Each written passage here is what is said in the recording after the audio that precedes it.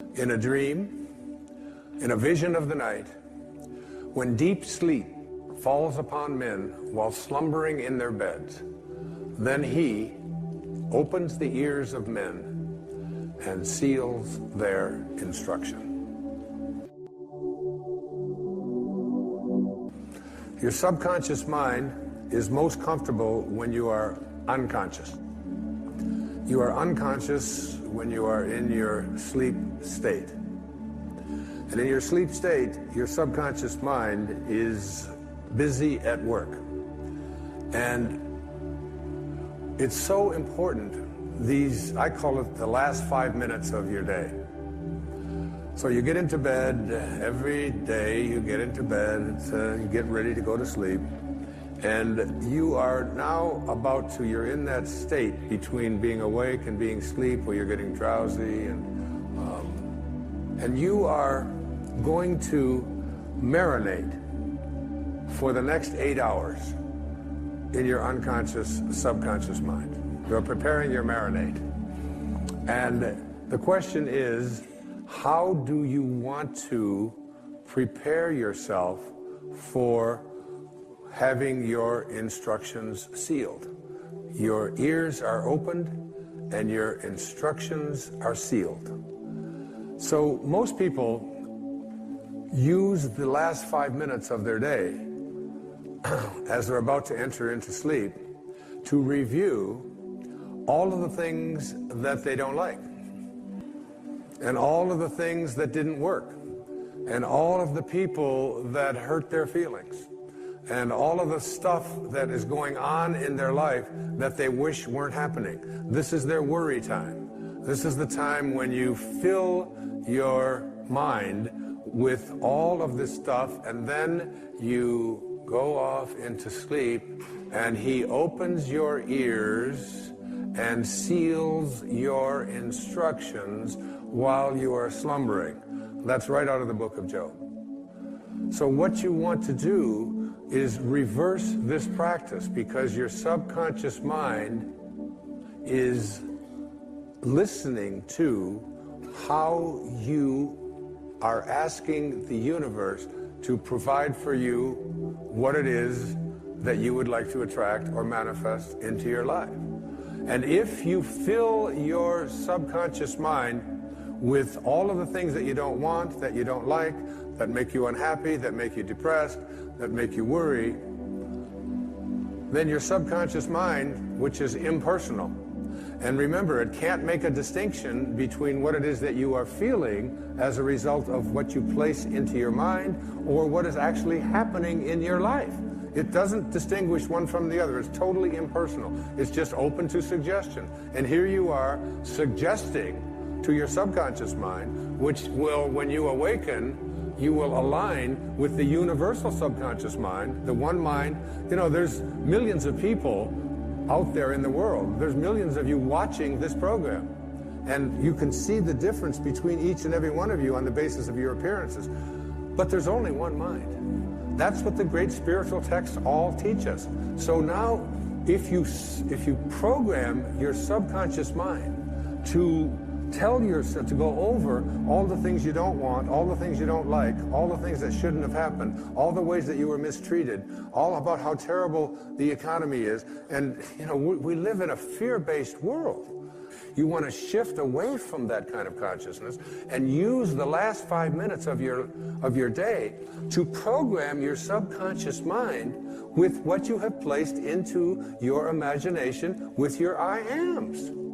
I am well. I say it to myself every night, especially when I get into that state, you know, that weird state where you're sort of half awake and you're half asleep, and you know you're heading towards that sort of that subconscious place. And I just remember what it says in the book of Job. I don't want my instructions sealed by going over, I am sick, I am poor, I am unhappy. I just say, I am content, I am lucky. When I wake up in the morning, I don't say, oh, good God, morning. It's the reverse. I say, good morning, God. You know, it's like being grateful rather than being in that place where the things that you don't want are what you have programmed your life to be. I always think of this as, you know, like you have a currency. And if I were to give you currency to go out and purchase what you want, and every place you went, you took this currency that you have to purchase what you want, and you purchase what you don't want, and then when you get home and you wonder why your house and your life is filled with everything that you don't want, it's because you're insane. That's just insanity. It is. I mean, why would you take the currency that you have to buy what you do, that's there for what you do want, and spend it on what you don't want? Well, the currency that you have for attracting into your life what you would like to have are your thoughts and your imagination and your I ams, your God consciousness. Why would you use it to say, I am unable, I am unlucky, I cannot, I will not? You're throttling, that's what it says in the I am discourses, you're throttling that great I am presence that is located within you. And so the last 5 minutes of your day, as you're about to marinate for 8 hours in your subconscious mind with your unconscious state, you want to go into that state. Even if your senses tell you, oh, you're just fooling yourself and so on. You don't want to use your senses and the internet and other people's opinions, what you see, what you hear. You want to let go of all of that and recognize that anything that you want to attract or create for yourself in your life begins with what you have placed in your imagination and have assumed the feeling of that wish fulfilled, and now you're going to practice it because getting stuff out of your subconscious mind is a big job. It really is. Most people are just not willing to do what it takes. I still can't get the Morse code out of my subconscious mind. I need to have a major deprogramming thing. There's that exit sign. Dit-da-da-da-da, dit-da. It's always there. But that's just harmless. What isn't harmless is, placing into your subconscious mind all the things that you're reviewing about what you don't like, about what didn't happen, about who mistreated you, about how sad you are, about how this can't happen. You are a creator. Neville put it this way. He said, the feeling which comes in response to the question, how would I feel were my wish realized, is the feeling which should monopolize and mobilize your attention as you relax into sleep. How would I feel were what it is that I would like to attract and create? And I don't care what it is, whether it's about the condition of your body, the disease state that you're in, the fact that you've been overweight for 3 centuries or 3 decades or whatever it is, the fact that you've been addicted, you ignore it. Even if you're drinking the coffee and doing the drugs and drinking alcohol or eating the sugar and so on, ignore what your senses tell you. Ignore what you see on the scale. Ignore all of that and say, I am sober. I am healthy. I am well-being. I am content. I am happy. I am perfect health. Because ultimately, that's how you will attract it. You have to be able to see the wish fulfilled already in advance and call those things which do not yet exist as though they do. Now, as I get ready to conclude this program of love, there are 2 really significant things. You've gone to sleep. You've programmed your subconscious mind. And I want every one of you watching this show, I want you, when you get into bed tonight, just try it tonight. Instead of using these 5 minutes to review what you don't want, review everything that you've placed into your imagination. And keep this in mind when people say to me, and they say it to me all the time, what if I do everything that you say and it doesn't work? Just doesn't work. The student should constantly remind yourself, if it doesn't feel natural, it isn't going to work. Okay? Now, I was being interviewed on a national television show by a guy who was about 5'7" and weighed maybe 140 pounds. And he did this long, intensive interview with me. And he said, you mean to tell me that if I do everything that you say, that I can become a linebacker for the New York Giants professional football team? because he lived in New York. And I said, does it feel natural for you to be a linebacker for the New York Giants? Does that feel natural to you? And he said, no, it doesn't. And if it just doesn't feel natural to you, then all of the rest of this is just a waste of your energy. Now, the question isn't whether you're going to become a linebacker on a professional football team, but does it feel natural for you to say, I deserve prosperity? Does it feel natural for you to say, I deserve to be in a state of well-being? I deserve for my body to weigh exactly what I want it to weigh, what it is supposed to weigh? Does it feel natural for you to say, I am beautiful, I am strong, I am capable, I am loved? If it doesn't feel natural, you've got a real problem going with your subconscious mind. You've got a Morse code in there. Did I am fat. Did I am poor. I am unable. You have to start reprogramming your subconscious mind to say, I came from a place of well-being. I came from a place of perfect health. I came from a place of love. And I am well-being. I am wealth. Now, on the other hand, there are some people, like there's a basketball player out there in the NBA. His name is Muggsy Bogues. Muggsy Bogues is about 2'3". Now, he's about 5'7" or 5'8". And he can dunk a basketball. He's 5'7", and he can dunk a basketball. I'm 6'2". I can hardly see the rim. But somehow, for this man who is 5'7", it felt natural for him to be able to elevate his body and grab onto a rim that's 10 feet off of the ground. And it feels natural for him, and he's able to do it. And there are so many examples of people who have accomplished things that they have never had a belief system that it was impossible for them. So for every single one of us, the intention needs to be, it feels natural to me. Even if I don't know how to do it, even if I have no experience with it, even if it's something that everybody else has told me I can't do, you need to be able to say to yourself, yes, I feel natural being happy, being loved, being prosperous, being all the things that I placed into my imagination. The second thing that I'd like to say in conclusion is that I was trying to manifest something into my life. And I did everything, but it still wasn't working. And then I reread the I Am discourses.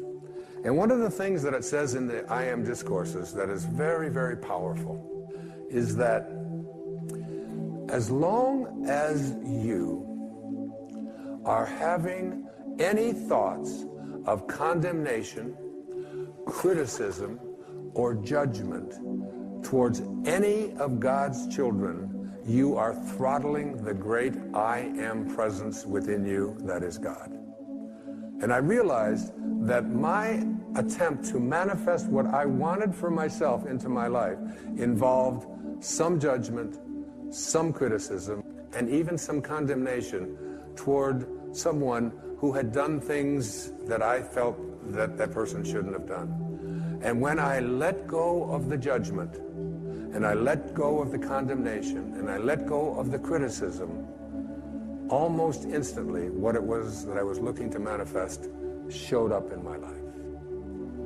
You can't have any thoughts towards any of God's children that involve criticism, judgment, or condemnation. We are all just doing what we know how to do. And we can't ask any more of anyone. Those of you who have followed me over the years know that one of my very favorite songs is Amazing Grace. It's a very powerful song. We have to walk down a new street. There it is, a new street. And not just for ourselves, but for the planet and for our children. There's a wonderful prayer that the Native Americans would say. When we walk upon the earth, we place our feet very carefully because we know that the faces of our future generations are looking up at us from beneath the ground, and we never forget them. Sometimes I think we have forgotten them. Sometimes I think we forget that we are borrowing our planet from them. This is theirs, and they're just letting us.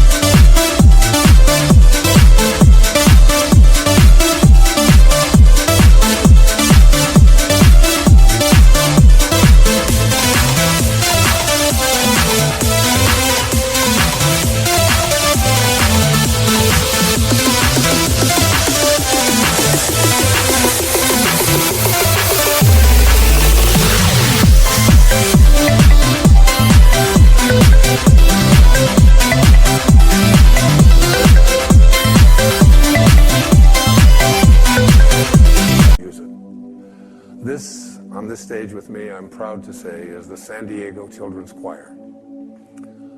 And I would like to tell all of you, ladies and gentlemen, the story about the song you're about to sing. This song was composed by a man named John Newton, who lived back in the 18th century.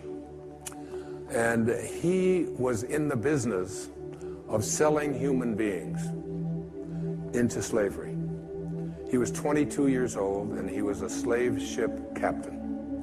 And in this hideous practice that was so commonplace in the 17th and 18th centuries in the British and American empires, he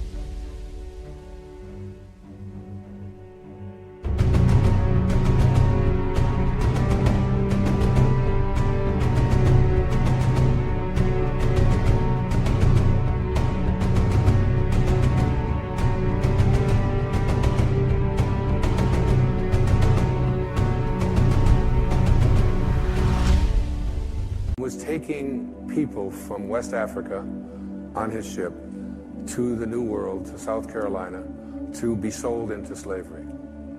And halfway across the ocean, he encountered a storm. And he heard from the wailing of one of the people that was to be sold into slavery, the sounds. And he took out an envelope and he wrote on the back of this envelope the words to a song. I once was lost, and now I'm found. I once walked down an old street, and I'm walking now on a new street. And in one moment, his life was changed. And the storm passed, and legend tells us that he turned his ship around, and he went back to Africa, and he released all of the people who were still alive. And then he took his ship to a place in England called Bristol, and gave up being a slave ship captain and became the most ardent spokesman for the abolition of slavery, and was almost single-handedly responsible for ending this horrible, nefarious, hideous practice of selling human beings. And it all happened in one moment, one instant, one quantum moment. Any of us can change our lives in one moment and reverse the old street and begin walking on a new street.